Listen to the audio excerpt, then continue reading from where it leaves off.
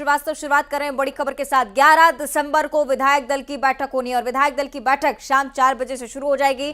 बैठक में सर्वसम्मति बनाने पर फोकस होगा, जोर दिया जाएगा, क्योंकि मध्य प्रदेश का नया मुख्यमंत्री कौन होगा, ये एक ऐसा सवाल है जो कि हर किसी के मन में है। इस सवाल का जवाब ढूंढने के लिए तमाम विधायक एक साथ आएंगे। बीजेपी के प्रदेश अध्यक्ष वी डी शर्मा जो ये साफ कह चुके हैं कि बीजेपी विधायकों का जो मन होगा वो पर्यवेक्षक टटोलने का काम करेंगे और उसके बाद सीधे नाम का ऐलान कर दिया जाएगा। बीजेपी विधायकों का भोपाल आना लगातार चल रहा है।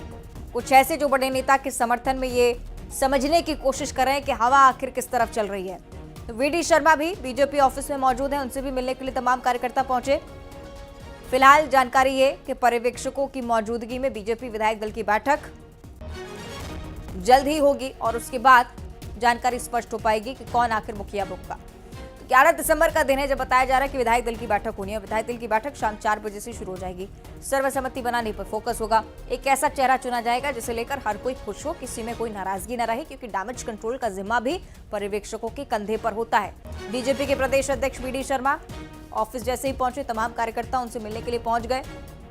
समर्थकों कार्यकर्ताओं का हुजूम बीजेपी ऑफिस में बना हुआ, क्योंकि तमाम जो नाम सामने आ रहे हैं एक एक वो पूरा पैनल है। अब उनमें से किसी एक प्रबल दावेदार को चुनना बहुत ज्यादा मुश्किल। हालांकि भारतीय जनता पार्टी के विधायक जो चाहेंगे वो होगा। वी डी शर्मा की तरफ से स्पष्ट किया गया है, क्योंकि नाम का पैनल बहुत लंबा। प्रहलाद पटेल, नरेंद्र सिंह तोमर, कैलाश विजयवर्गीय, शिवराज सिंह चौहान, वी डी शर्मा, तमाम ये ऐसे नाम हैं जिन्हें मुख्यमंत्री के चेहरे के तौर पर उनके समर्थक जरूर देखना चाहते हैं। अब ये देखने वाली बात कि राष्ट्रीय नेतृत्व किस पर मुहर लगाता है, पर्यवेक्षक आखिर किस नाम को लेकर रिपोर्ट उन्हें सौंपते हैं। 11 दिसंबर को सब कुछ स्पष्ट होगा। विधायक दल की बैठक मध्य प्रदेश में 11 दिसंबर को है और उसके बाद शाम 4 बजे से बैठक जब शुरू होगी तो आप ये भी समझ सकते हैं कि चर्चा का दौर जो है वो बहुत लंबा चलने वाला है, क्योंकि बहुत खास निर्णय होगा मुख्यमंत्री के चेहरे को लेकर और इसलिए जो पैनल नामों का तैयार हुआ है उस पर चिंतन मंथन के लिए लंबा समय देना होगा। भोपाल आना जाना लगातार चल रहा है बीजेपी विधायकों का। खासतौर पर हो सकता है कि 11 तारीख को लेकर जानकारी दी गई हो कि 11 दिसंबर को तो आना ही है, क्योंकि बीजेपी के विधायकों की बैठक एक साथ है। पर्यवेक्षक मौजूद रहेंगे तीनों यहाँ और आज शाम तक ये भी जानकारी है कि पर्यवेक्षक भी शायद मध्य प्रदेश पहुंचे और उसके बाद विधायकों से एक एक कर रायशुमारी शुरू हो। ये वो प्रोसीजर है जिसके तहत चला जाता है जब मुखिया का चयन होना हो। तमाम ऐसे नाम जो आपको मध्य प्रदेश में काम करते हुए तो नजर आएंगे ही। शिवराज सिंह चौहान को ही आप देख लीजिए, बिना थके बिना रोके लोकसभा चुनाव की तैयारी में एक कदम आगे बढ़ गए और कुछ नेता ऐसे जो कि दिल्ली दौड़ लगा रहे हैं। कई सारी अटकलें तमाम नामों को लेकर स्पष्ट होना भी बाकी कि आखिर किस नाम को लेकर मध्य प्रदेश तैयार रहेगा, मुखिया तैयार रहेगा। शपथ ग्रहण समारोह की तस्वीरों का भी इंतजार, कौन वो प्रमुख नेता होगा जो मुख्यमंत्री की कुर्सी पर बैठा हुआ नजर आएगा। लगातार हर एक नेता हर एक कार्यकर्ता अपने स्तर पर मोर्चा संभाले हुए।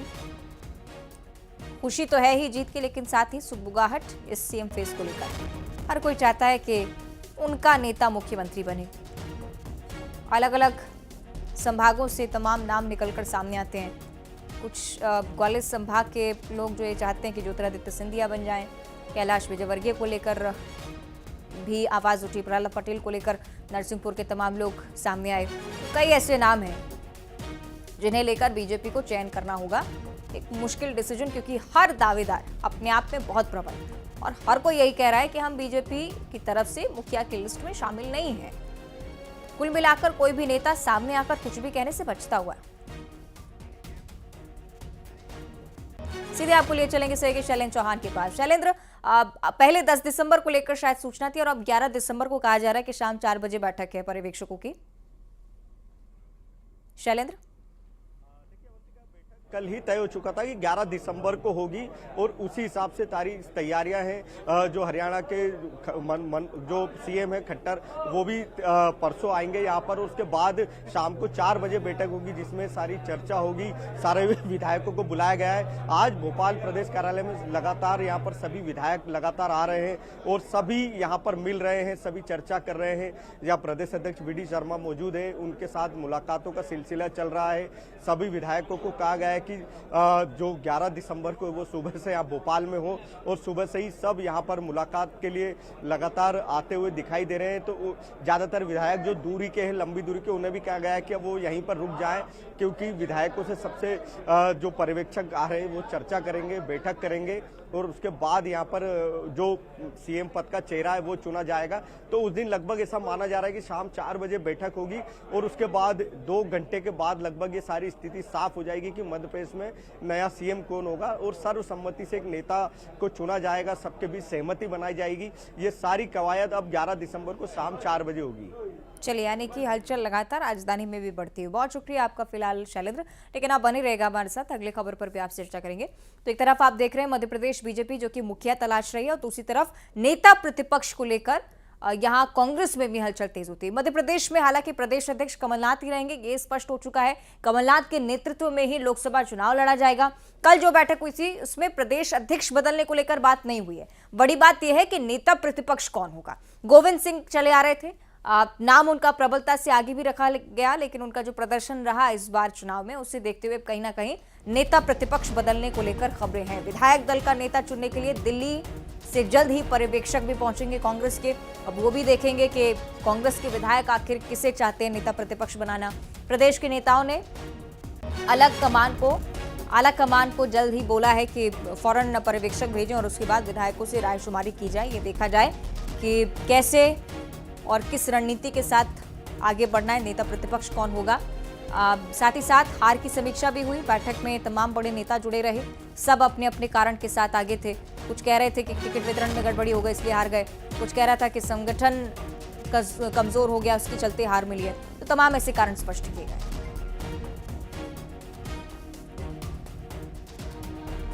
सीधे आपको लिए चलेंगे एक बार फिर से हमारे सहयोगी शैलेंद्र के पास। शैलेंद्र, एक तरफ भारतीय जनता पार्टी में हलचल, दूसरी तरफ कांग्रेस में नेता प्रतिपक्ष के नाम पर मंथन, अपडेट क्या कहती है? देखिए, दोनों ही जगह भाजपा जहां सीएम के चेहरे की तलाश के लिए लगी हुई है, वहीं कांग्रेस के लिए अब 2 बड़ी चुनौती है। एक है कि प्रदेश अध्यक्ष क्या कमलनाथ कंटिन्यू रहेंगे, तो अगर कमलनाथ कंटिन्यू रहते हैं तो नेता प्रतिपक्ष कौन होगा। नेता प्रतिपक्ष को लेकर लगातार कवायदे जारी है, चर्चा है कि इस बार किसी सीनियर लीडर्स को बनाया जाना चाहिए। जैसा आपने गोविंद सिंह का जिक्र किया, तो गोविंद सिंह चुनाव हार गए तो अब वो नेता प्रतिपक्ष नहीं हो सकते हैं। इसके अलावा जीतू पटवारी का नाम था लेकिन वो भी चुनाव हार गए। तो इस बार कांग्रेस के लिए बड़ी चुनौती होगी कि नेता प्रतिपक्ष कौन हो। अब उसकी दौड़ की अगर बात की जाए तो अजय सिंह जो कि पहले नेता प्रतिपक्ष रह चुके हैं, एक उनका नाम आगे है। और सबसे सीनियर अगर विधायक की बात की जाए तो रामनिवास रावत एक बड़ा चेहरा है पार्टी का और वो सभी गुट को साध लेंगे, इस तरह की बातें कही जा रही। तो निश्चित ही अभी 2 नाम सबसे आगे हैं नेता प्रतिपक्ष की दौड़ में। और उसके अलावा कांग्रेस हो सकता है किसी नए नेतृत्व को, नए चेहरे को मौका दे, क्योंकि इस बार जिस तरह से बीजेपी की प्रचंड जीत हुई है और कांग्रेस बेहद कम सीटों पर सिमट गई है, तो कांग्रेस के लिए एक बड़ी चुनौती होगा कि विपक्ष दमदार हो, सदन में मजबूती से आवाज उठाए, सदन में दमदारी से बात रखे। इस बार बीजेपी से ज्यादा महत्वपूर्ण कांग्रेस का डिसीजन है कि आखिर उनके यहां से कौन चेहरा होगा। चलिए, बहुत शुक्रिया आपका शैलेंद्र, फिलहाल जानकारी साझा करने के लिए। इंतजार है कि दोनों ही पार्टियों की तरफ से एक एक नाम सामने आए, एक मुख्यमंत्री का, दूसरा नेता प्रतिपक्ष का। आगे बढ़ते हुए इन विधायकों की भी बात कर लेते हैं जो चुनाव हार चुके हैं। उन्हें चुनाव हारने के ठीक बाद बंगला खाली करने के लिए कह दिया गया है। 10 दिनों में बंगला खाली करना है, नोटिस उनको मिल चुका है। मध्य प्रदेश में 16वीं विधानसभा का गठन, जिसकी तैयारी पहले से शुरू हो चुकी है। कांग्रेस बीजेपी के कुल 96 ऐसे विधायक हैं जो चुनाव हारे हैं, अब विधायक नहीं रहे हैं। कुछ ऐसे भी जिन्हें टिकट ही नहीं मिला। विधानसभा अध्यक्षीय पूल में कुल 34 बंगले। अब इस पूल के बंगलों में 22 विधायक अभी रह रहे हैं जो चुनाव हार गए हैं। कांग्रेस से हारने वालों में बड़े चेहरे लक्ष्मण सिंह, जीतू पटवारी, तरुण बनौत, डॉक्टर गोविंद सिंह, ये तमाम नेता जिन्हें कह दिया गया है कि अब घर खाली कर दें। बीजेपी से हारने वाले बड़े चेहरे नरोत्तम मिश्रा, भारत सिंह कुशवाहा, महेंद्र सिंह सिसोदिया, राजवर्धन सिंह, इनसे भी कहा गया है कि 10 दिनों में बंगला खाली करना है। कांग्रेस बीजेपी के कुल 34 विधायक जिन्होंने विधानसभा का चुनाव नहीं लड़ा, दोनों ही विधायक इसमें शामिल है जो हार गए या जो चुनाव नहीं लड़ रहे थे। तो 96 विधायक टोटल हैं। इनसे कहा गया है कि 10 दिनों के भीतर विधानसभा के दौरान जिस बंगले में वो रह रहे थे एक विधायक के तौर पर, उस बंगले को जरूर खाली कर दें।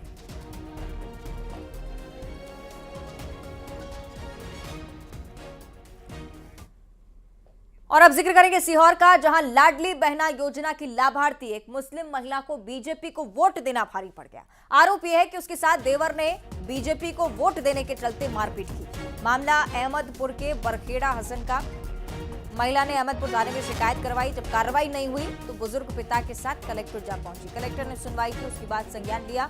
फिलहाल पुलिस ने केस दर्ज किया है। जानकारी जुटाई जा रही है। महिला से पूछताछ की कोशिश कि आखिर उसके साथ क्या कुछ हुआ है, लेकिन जो प्रथम पहलू सामने आया उसमें माना गया कि भारतीय जनता पार्टी को लाडली बहना ने वोट क्या किया। परिवार वाले नाराज हो गए। देवर इतना नाराज हुआ कि मारपीट शुरू कर दी भाभी के साथ।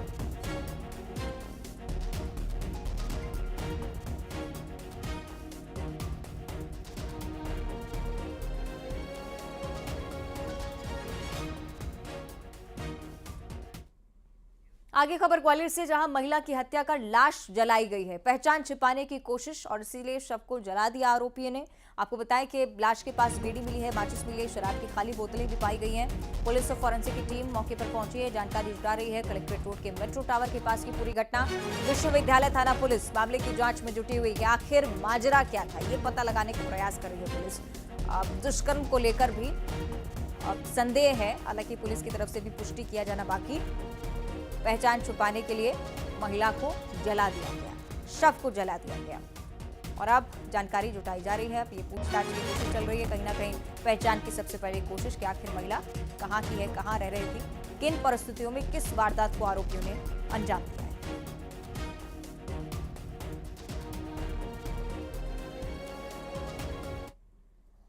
इंदौर से अगली बड़ी खबर, जहां एयरपोर्ट पर 19 लाख का सोना पकड़ा गया। दुबई से लौटे यात्री से सोना जब्त किया गया है। मुंह, बॉल पेन में, डिओड्रेंट के कैन में सोना छिपाया गया। कस्टम की तरफ से बड़ी कार्रवाई। एयर इंटेलिजेंस यूनिट की तरफ से जानकारी मिली थी और उसके बाद कार्रवाई करते हुए इस व्यक्ति को पकड़ा गया। सोना इसके हवाले से जब्त किया गया। 19 लाख का सोना है, पहले ही जानकारी मिल गई थी और उसके बाद जब संदिग्ध माना गया इस व्यक्ति को तो पूछताछ की गई। कस्टम की टीम ने जैसे खंगाला, अलग अलग जगह से व्यक्ति सोना उगलता चला गया।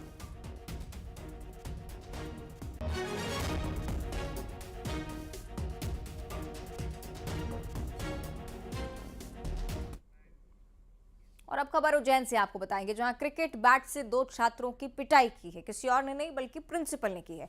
2 छात्रों को पीटता हुआ व्यक्ति नजर आता है सोशल मीडिया पर वायरल हो रहे वीडियो में भी। अब चूंकि ये वायरल वीडियो संज्ञान में आए तो अब कार्रवाई को लेकर भी कयास लगाए जा रहे हैं। प्राचार्य ने बच्चों को थप्पड़ मारे। तस्वीरें आप देखिए, घटना का वीडियो लगातार आपको दिखा रहे हैं सोशल मीडिया पर तस्वीरें वायरल। ये देखिए किस प्रकार बैट से जमकर मारपीट की जाती है। 8 महीने पुरानी घटना प्राचार्य की तरफ से बताई गई है। खेड़ा खजुरिया संकुल केंद्र का ये मामला।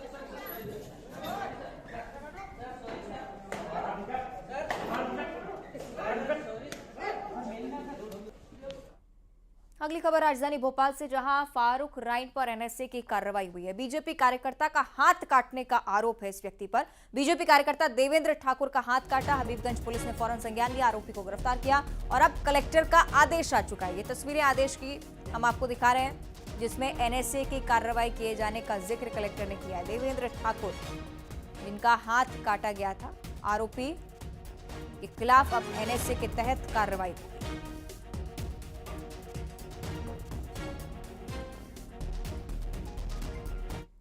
ग्वालियर से अगली चौंका देने वाली खबर, पत्नी की गुंडाई देखने को मिली है। पत्नी ने पति का सिर फोड़ दिया, महज इस बात को लेकर कि पति ने मां का इलाज कराया। पत्नी नाराज हुई, पत्थर मारकर पति का सिर फोड़ दिया। मां से मिलने पर जान से मारने की धमकी दी है। पति ने गोले का मंदिर थाने में शिकायत दर्ज करवाई है। मारपीट और जान से मारने की धमकी के तहत मामला पुलिस ने दर्ज किया है। हाँ, ये सब प्रकट 294, 323, 506 में पंजीबद्ध हुआ गोला का मंदिर में पति लोकेंद्र सिंह कुशवाहा है, जिन्होंने अपनी पत्नी कल्पना कुशवाहा के खिलाफ रिपोर्ट दर्ज कराई है कि वो दोनों पति पत्नी जा रहे थे। रास्ते में किसी बात पे से, किसी पारिवारिक बात पे से उन दोनों में विवाद हुआ। कहने को तो शब्द सामने ये आ रहे हैं कि भाई आपने माँ का इलाज क्यों करा दिया। भाई बेटा माँ का इलाज नहीं कराएगा तो कौन कराएगा। उस आधार पर शायद पत्नी की नाराज़गी कुछ ज़्यादा जाहिर हो गई और उनमें कहासुनी कुछ बढ़ गई, जिससे पति के सर में चोट आई है, जिस पर से रिपोर्ट दर्ज कराई। अगली खबर बैतूल से आपको बताएं, जहां भोपाल नागपुर 4 लेन पर एक ट्रक अनियंत्रित होकर गश्त पर निकले टीआई की गाड़ी से टकरा गया और उसके बाद कोसमी डैम में जा गिरा।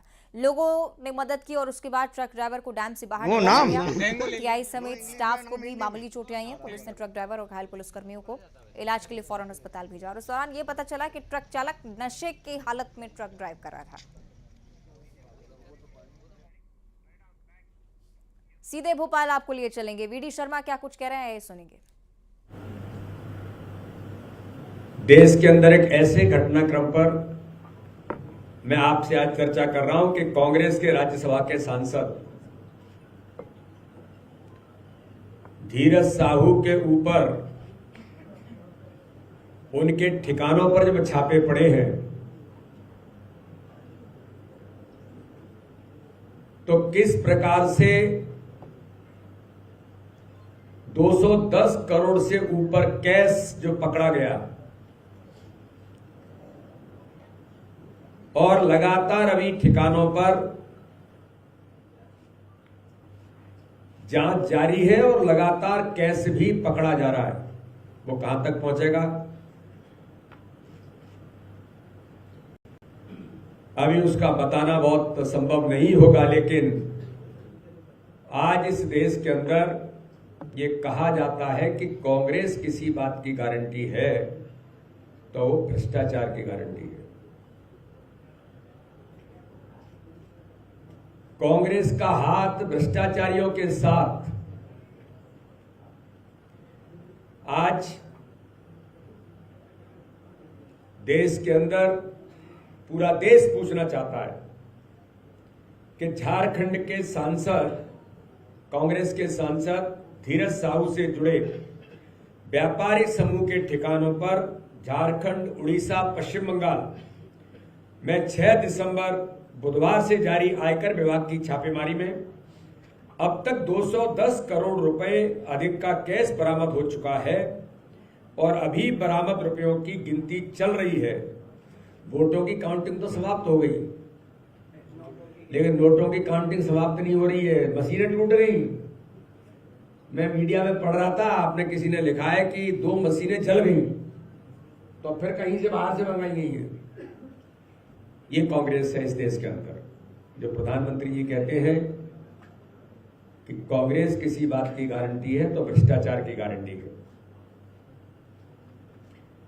इस रेड में देश के कानूनी तरीके से जब्त की जाने वाली सबसे बड़ी नकदी होने का अभी तक का ये अनुमान लगाया जा रहा है, अभी तक का उदाहरण है। जो मैंने कहा कि जब्त की गई नोटों की जो संख्या है उसे गिनने के लिए कई मशीनें मंगानी पड़ी और वो भी खराब हो गई। लेकिन मैं मीडिया के मित्रों के सामने आज कहना चाहता हूं, अगर कांग्रेस भ्रष्टाचार की गारंटी है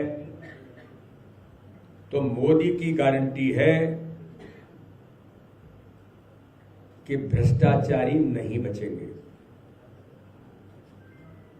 ऐसे जो लोग हैं जो इस प्रकार से अनाधिकृत भ्रष्टाचार में लिप्त लोग हैं, तो मोदी जी की भी गारंटी है कि इस देश के अंदर भ्रष्टाचारी नहीं बचेंगे। इनको जो भी दंड मिलने होंगे वो तो मिलेंगे ही, लेकिन देश के अंदर कांग्रेस भी आज उसका मूल चरित्र उजागर हो रहा है। ये जो कार्रवाई हुई है, इस कार्रवाई के बाद देश जानना चाहता है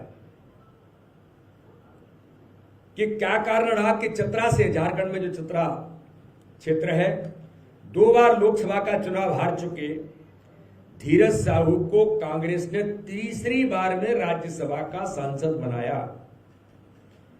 धीरज साहू 2010 से राज्यसभा के सांसद हैं। कांग्रेस, करप्शन और कैश एक दूसरे के पर्यायवाची बन गए। हालात तो ये दिखाई देते हैं कि जैसे मध्य प्रदेश के अंदर मिस्टर बंटाढार दिग्विजय सिंह और मिस्टर करप्शन नाथ, उनको तो संज्ञा करप्शन नाथ मिल गई थी। उनको तो मध्य प्रदेश के अंदर वल्लभ भवन को दलाली का अड्डा बनाने का आरोप नहीं था। ये जनता कहती थी कि बल्लभ भवन दलाली का अड्डा बन गया है। तो एटीएम कांग्रेस की सरकार और कांग्रेस के नेता गांधी परिवार के बने थे, तो आज धीरज साहू भी राहुल गांधी का, सोनिया गांधी का एटीएम बन गया। ये पूछना चाहती जनता कि गले में हाथ डाल करके धीरज साहू के साथ राहुल गांधी जब घूमते हैं, क्या यही मोहब्बत की दुकान थी? ये देश की जनता आपसे पूछना चाहती है कि आपने जो दुकान तो मोहब्बत की चलाई, लेकिन कारोबार आप करप्शन का कर रहे थे। तो इस घटनाक्रम के बाद जनता आपसे पूछना चाहती है, धीरज साहू राहुल गांधी के इतने नजदीक और करीबी हैं कि भारत जोड़ो यात्रा में धीरज साहू राहुल गांधी के साथ कदम से कदम मिला करके चल रहे थे, और 210 करोड़ से अधिक राशि कैश मिलने के बावजूद कांग्रेस के शीर्ष नेता श्रीमती सोनिया गांधी, राहुल गांधी, मल्लिकार्जुन खड़गे कांग्रेस के राष्ट्रीय अध्यक्ष, इस पर चुप्पी क्यों साधे हुए? जनता से जो लूटा है उसकी पाई पाई तो लौटानी पड़ेगी, यह मोदी की गारंटी है। ऐसे लोग नहीं बचेंगे। जनता से लूटा हुआ पैसा। चलिए इसी के साथ अपना एमपी में इतना ही। नमस्कार।